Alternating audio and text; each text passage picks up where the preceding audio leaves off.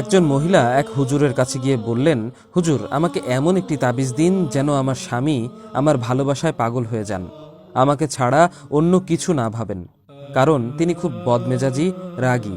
আমার মনে হচ্ছে তিনি আমাকে খুব একটা ভালোবাসেন না। হুজুর সব শুনে বললেন, প্রায় সব মহিলাদেরই একই অভিযোগ, সবাই আপনার মতো এমন করে ভাবেন।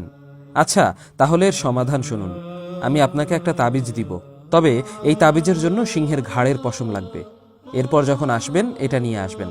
মহিলা চিন্তিত হয়ে ফিরে আসলেন। পরিচিত কয়েকজনের সাথে এ নিয়ে আলাপ করে জানলেন, সিংহ ক্ষুধার্ত অবস্থায় শুধু হামলা করে, পেট ভরা থাকলে হামলা করে না। মহিলা সেদিন থেকেই নিকটস্থ গহীন জঙ্গলে গিয়ে দূর থেকে সিংহের অবস্থান লক্ষ্য করে গোশত নিক্ষেপ করে আসতে লাগলেন। এভাবে ক্রমাগত গোশত দিতে দিতে সিংহটির সাথে তার একটা ভাব হয়ে গেল।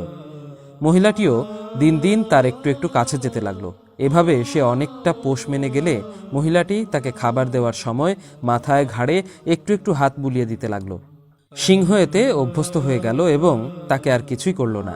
এভাবে সহজেই একদিন তার ঘাড়ের পশম এনে হুজুরের কাছে বড় আশা নিয়ে উপস্থিত হলো। আজ তার মনে অনেক আনন্দ। আজ অনেক দিন পর তার মনের আশা পূর্ণ হতে যাচ্ছে। এবার থেকে আর তার স্বামী তাকে ভালো না বেসে থাকতে পারবে না। এই ভাবতে ভাবতে সে আনন্দ মনে হুজুরকে সিংহের কেশ তুলে দিল। হুজুর এটা দেখে খুব অবাক হলেন। তার হাতে সিংহের কেশ দেখে জিজ্ঞাসা করলেন, আপনি এই অসাধ্য সাধন করলেন কিভাবে? মহিলা তার পুরো ঘটনা সবিস্তারে শোনালো। সে বলল, আমি প্রথমেই সিংহের মন পাওয়া যায় কিভাবে সেটা জেনে নেওয়ার চেষ্টা করেছি। বহুদিনের চেষ্টা, পরিশ্রম ও অধ্যবসায়ের মাধ্যমে আমার লক্ষ্যে সফল হয়েছি।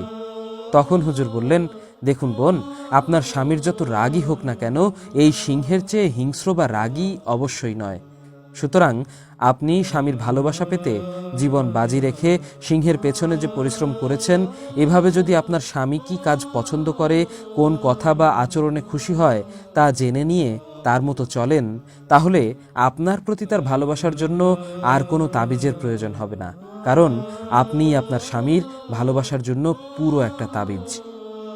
এই কথা শুনে মহিলা ভাবল, আসলেই তো, আমি যদি আমার স্বামীকে এইভাবে সুখী রাখার চেষ্টা করতাম, তার দুঃখ দুর্দশায় তার মাথায় হাত বুলিয়ে দিতাম, তার রাগ কখন হয়, কিসে হয় তা যদি বুঝতাম, তাহলে অনেক আগেই আমি আমার স্বামীর মন পেয়ে যেতাম। আসলে বাস্তব কথা কি, প্রতিটা ঘরেই আজকাল একই সমস্যা। প্রযুক্তির এই উৎকর্ষতার যুগে আমাদের সংসারগুলো ছোট হয়ে গেছে, আমাদের বাহির বড় হয়ে আছে। বাহিরে সবার সাথে আমরা হেসে কথা বলি, আনন্দ করি, কিন্তু ঘরে আসলেই আমাদের কি যেন হয়ে যায়। আমরা চিৎকার চেঁচামেচি করতে থাকি। এতে আমাদের সংসারের শান্তি বিনষ্ট হয়, ঝগড়া বিবাদ হয়। কেউ যেন কাউকে আমরা আজ বুঝতে চাই না, শুধু বুঝাতে চাই।